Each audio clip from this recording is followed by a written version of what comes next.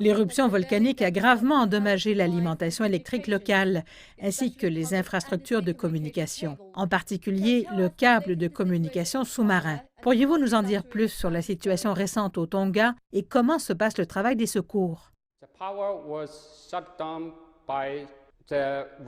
L'électricité a été coupée pendant un certain temps après l'éruption volcanique, mais maintenant tout est revenu à la normale dans l'île principale de Tongatapu. Cependant, l'alimentation électrique dans les petites îles n'est pas entièrement rétablie. Il n'y a qu'un seul câble reliant les Tonga aux pays étrangers via les Fidji. La société de télécommunications tongienne a constaté que le câble sous-marin était bien plus endommagé qu'elle ne l'avait estimé la semaine dernière. Il faudra donc un certain temps pour réparer ce câble. À l'heure actuelle, les communications avec les pays étrangers sont compliquées. Depuis février, les Tonga ont signalé plusieurs cas confirmés de COVID-19.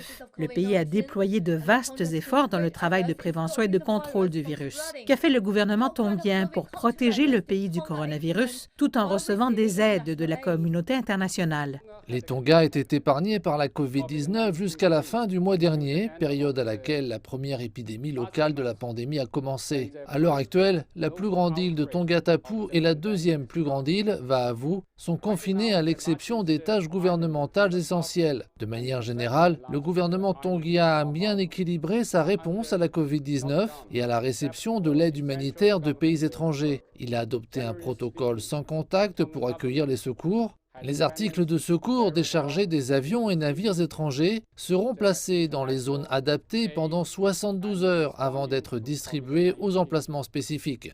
Certaines petites îles des Tonga ont subi des pertes dévastatrices dues à l'éruption volcanique, à l'image des ports du pays et du secteur de la pêche. Quel est le plan du gouvernement local pour la reconstruction globale du pays?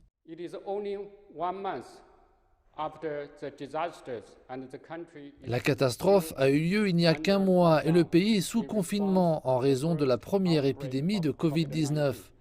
Je n'ai pas entendu dire que le gouvernement tongien avait élaboré un plan pour l'ensemble des travaux de reconstruction du pays. Ce que j'ai appris, c'est qu'il procède à une évaluation complète des dommages causés par la catastrophe afin d'élaborer un projet réalisable pour l'ensemble des travaux de reconstruction.